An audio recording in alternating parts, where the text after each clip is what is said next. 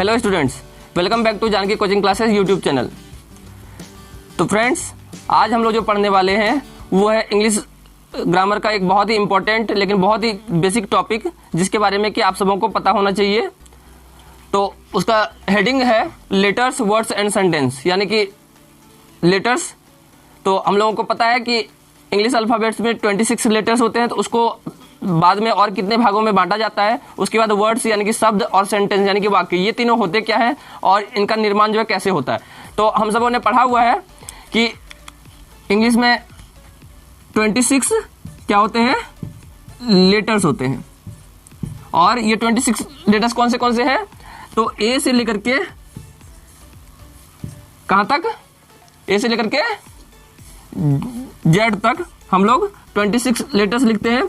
ये जो लिखा जाता है ये होता है इंग्लिश अल्फाबेट्स का कैपिटल लेटर्स, ठीक है। और इसी को हम लोग एक लिखते हैं ए टू जेड, ये भी इसी का जो है स्मॉल, इसको लेटर्स बोला जाता है। मतलब सब मिला करके ये 26 लेटर्स जो है इसी को दो तरीके से लिखा जाता है, एक कैपिटल लेटर्स और दूसरा स्मॉल लेटर्स। तो ये जो लिखते हैं हम लोग, इन्हीं दो तरीकों से मिलकर के हमारा इंग्लिश का जितना भी अल्फाबेट्स है, ये 26 लेटर्स को क्या बोलते हैं, इसको बोलते हैं अल्फाबेट्स। और इसी अल्फाबेट्स को बाद में जो तीन भागों में बांटा जाता है, पहला होता है वोवेल, दूसरा होता है कॉन्सोनेंट और तीसरा होता है सेमी वोवेल। पहला जो होता है वो होता है वोवेल, अल्फाबेट्स के प्रकार में, अल्फाबेट्स के प्रकार में पहला होगा वोवेल्स। इसको हिंदी में अगर कहें तो इसको क्या कहते हैं, स्वर वर्ण, ठीक है। दूसरा जो होता है वो होता है कॉन्सोनेंट, इसको कहते हैं व्यंजन वर्ण। और तीसरा जो होता है वो होता है सेमी वोवेल्स,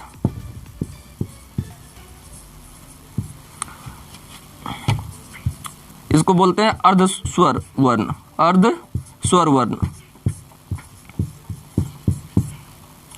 तो आपने अभी तक वोवेल और कॉन्सोनेंट्स तो पढ़ा होगा, लेकिन हो सकता है आप में से बहुतों के लिए ये बिल्कुल न्यू आया होगा सेमी वोवेल्स। यानी कि सेमी वोवेल्स कहते किसको है, तो हिंदी में आप जैसा कि देख सकते हैं अर्ध स्वर वर्ण।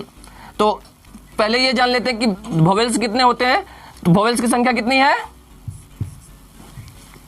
वोवेल्स की संख्या कितनी है, वोवेल्स कितने होते हैं, कौन से वर्ड्स वोवेल होते हैं। तो वोवेल की संख्या 5 है, कितनी है, 5 है। कौन सी ए, ई, आई, ओ एंड यू, इनकी संख्या कितनी है, 5। यू, इनकी संख्या कितनी है, 5। तो 5 वोवेल्स हैं। उसके बाद कॉन्सोनेंट्स हैं। कॉन्सोनेंट्स कितने हैं, कॉन्सोनेंट्स जो है कहा जाता है 21, ठीक है। 21 जो है वो क्या है, कॉन्सोनेंट है। और इसी 21 में से जो 2 होता है वो क्या होता है, सेमी वोवेल होता है। इसी 21 में से 2 जो है निकल करके आता है, जिसको कि हम लोग सेमी वोवेल कहते हैं। और वो 2 सेमी वोवेल कौन सा है, एक है डब्ल्यू और दूसरा है वाई, ठीक है। तो ये W और Y आपने अभी तक इसको कॉन्सोनेंट के रूप में पढ़ा, लेकिन ये W और Y को ही सेमी वोवेल्स कहा जाता है। क्यों कहा जाता है, तो जब इन 2 लेटर्स का यूज हम लोग जो है कोई भी शब्द बनाने में, यानी कि कोई भी जो है वर्ड्स बनाने में, जब उसका उच्चारण जो है क्या आता है, पहले ना आकर के जब सेंटेंस के लास्ट में आता है, यानी कि किसका, W और Y का। तो जब लास्ट में आता है तो वहां पे उसका उच्चारण क्या होता है, व्यंजन ना होकर के स्वर हो जाता है। और इसका उच्चारण जब स्टार्टिंग में आता है तब ये क्या हो जाता है, ये बन जाता है कॉन्सोनेंट। कैसे, जैसे कि फॉर एग्जांपल मैंने एक वर्ड लिखा WAX, फर्स्ट में क्या है, W, इसका मतलब क्या हुआ, WAX, वैक्स मीन्स मोम होता है इसका हिंदी, ठीक है। तो और इसको भी अगर इसका उच्चारण अगर मैं लिखने जाऊं तो वो क्या लिखाएगा, ऐसे करके वैक्स, है ना। तो यहाँ पे क्या आया, यहाँ पे आया वो, और वो क्या है, वो हमारा हिंदी वर्णमाला में व्यंजन वर्ण होता है ना, वो आया। वहीं पे एक दूसरा और एग्जांपल ले लेते हैं हम लोग, लिखते हैं यॉट, YACHT। और ये हमने लिखा, इसको हिंदी में क्या कहते हैं, यॉट मतलब होता है नौका। और इसका जो उच्चारण हम लोग लिखते हैं वो कुछ ऐसे लिखाएगा, यॉट। यॉट मीन्स नौका। तो यहाँ पे क्या आया, यहाँ पे आया यो। तो ये भी क्या है, ये भी एक व्यंजन वर्ण है। लेकिन अब दूसरी और अगर दो अलग अलग वर्ड्स हम लोग लेकर के देखते हैं जहां पे कि W और Y कहां पे आएगा, सबसे लास्ट में आएगा। जैसे कि फॉर एग्जांपल हमने लिखा बे, BAY, यहां पे Y है, ठीक है। उसके बाद हमने लिखा GROW, यहां पे लास्ट में क्या आया, W आया। बे का हिंदी क्या होता है, बे का हिंदी होता है किनारा, ठीक है। और ग्रो का अर्थ होता है बढ़ना। तो यहां पे जो इसका उच्चारण हो रहा है, इसका क्या हो जा रहा है, इसका उच्चारण हो जा रहा है बोमेकर बे, ए का उच्चारण आ जा रहा है ना, BAY बे, ए का उच्चारण हो जा रहा है। और यहाँ पे GROW, इसका उच्चारण क्या हो जा रहा है, इसका उच्चारण हो जा रहा है ग्रो, यानी कि लास्ट में ओ आ जा रहा है। तो एक में ए आ गया और एक में ओ आ गया, तो अंतिम में आने के बाद ये क्या हो जाता है, इसका उच्चारण जो है वोवेल का हो जाता है। तो इसीलिए इसको सेमी वोवेल करते हैं। मतलब जब इसका वाई का उच्चारण क्या हो जाए, आई या फिर ए हो जाए। जैसे कि एक एग्जांपल और हम लोग ले लेते हैं, TRY या फिर MY। तो यहाँ पे लास्ट में दोनों जगह पे वाई है, इसका उच्चारण क्या हो जाएगा, आई के रूप में बदल जाता है ना। ट्राई या फिर माई, तो आई हो जाता है। तो दोनों ही जगह पे ट्राई और माई दोनों का उच्चारण लास्ट में क्या हो गया, आई हो गया। तो जब आई हो गया तो ये दोनों क्या हो गया, ये दोनों हो गया यहाँ पे सेमी वोवेल। लेकिन वहीं पे जब स्टार्टिंग में कोई वर्ड में लगता है W और Y, तो यहाँ से बन जाता है कॉन्सोनेंट, यानी कि ये हो गया वैक्स और ये हो गया यॉट। तो इस तरीके से हमने देखा कि लेटर्स जो है वो कितने होते हैं, 26 होते हैं। इसको अल्फाबेट्स भी कहते हैं। इसी को दो तरीके से लिखा जाता है, एक कैपिटल लेटर्स और दूसरा स्मॉल लेटर्स। तीसरा जो है अल्फाबेट्स के 3 जो है प्रकार हो गए। पहला वोवेल्स, जिनकी संख्या कितनी है, 5 है। उसके बाद कॉन्सोनेंट है, जिनकी संख्या कितनी है, 21 है। और इसी 21 कॉन्सोनेंट्स में से 2 जो है क्या होते हैं, सेमी वोवेल होते हैं, जो कि W और Y है। तो यहां तक में आई होप कि आप लोगों को ये सारी चीजें समझ में आ गई होंगी। अब हम लोग जानेंगे सेंटेंस किसको कहते हैं। सेंटेंस को हिंदी में क्या कहते हैं, सेंटेंस को हिंदी में कहते हैं वाक्य, ठीक है। और वाक्य की जो परिभाषा होती है वो क्या होती है कि शब्दों का ऐसा सार्थक समूह जिसका कि पूर्ण अर्थ निकले, उसको क्या कहा जाता है, वाक्य कहा जाता है। तो इंग्लिश में इसी को हम लोग कह सकते हैं, a group of words arrange in a systematic order that makes complete sense is called a sentence. मतलब जब बहुत सारे शब्द मिल करके क्या करते हैं, कंप्लीट और एक सिस्टमेटिक ढंग से अरेंज होकर के क्या करते हैं, एक पूर्ण अर्थ जब प्रकट करते हैं तो उसी को सेंटेंस कहा जाता है।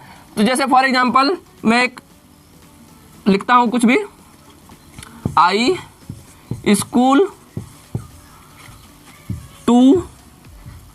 गो टू एवरी डे।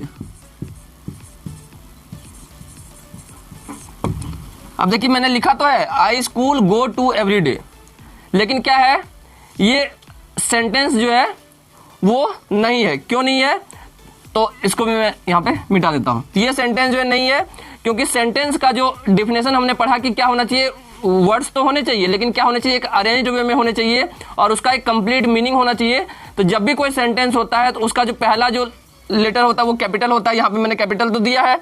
और सेंटेंस हमेशा फुल स्टॉप के साथ एंड होता है, यहाँ पे फुल स्टॉप नहीं है। और दूसरी जो चीज है वो क्या है, वर्ड्स जो आपस में जम्बल्ड है, मतलब किसी वर्ड को कहीं पे रख दिया गया, किसी वर्ड को कहीं पे रख दिया गया। अगर इसको प्रॉपरली अगर हम अरेंज करें तो वो जो सेंटेंस बनना चाहिए वो क्या बनेगा, I go to school every day. तो ये जो है एक सेंटेंस कहलाएगा। क्यों, क्योंकि यहाँ पे जो सारे वर्ड्स है वो क्या है, एक सीक्वेंस में अरेंज है और इनका एक कंप्लीट मीनिंग निकल करके आ रहा है। और सेंटेंस का स्टार्टिंग जो है वो कैपिटल लेटर से हुआ है और जब एंड हुआ तो यहाँ पे हमने फुल स्टॉप भी दिया है। तो इसको जो है क्या कहते हैं हम लोग, सेंटेंस कहते हैं। I go to school every day. ऐसे बहुत सारे वर्ड। अब देखिए सेंटेंस जो है कोई जरूरी नहीं है कि बहुत सारे वर्ड्स से ही मिलकर के बना हुआ हो। सेंटेंस एक वर्ड का भी हो सकता है, जैसे कि फॉर एग्जाम्पल गो, इसका मतलब क्या होता है? गो मीन्स जाना, तो ये भी अपने आप में कंप्लीट मीनिंग दे रहा है। उसके बाद कम, ये भी अपने आप में कंप्लीट मीनिंग है। अगर किसी को बुलाना हो तो हम क्या बोलेंगे? सिंपली बोल सकते हैं कम, तो वो जो है आ जाएगा। उसके बाद है PLAY, प्ले, मतलब खेलो, ये भी अपने आप में कंप्लीट जो है मीनिंग दे रहा है। उसके बाद सिंग, मतलब कोई भी कुछ भी गाओ, है ना, सिंग। उसके बाद डांस,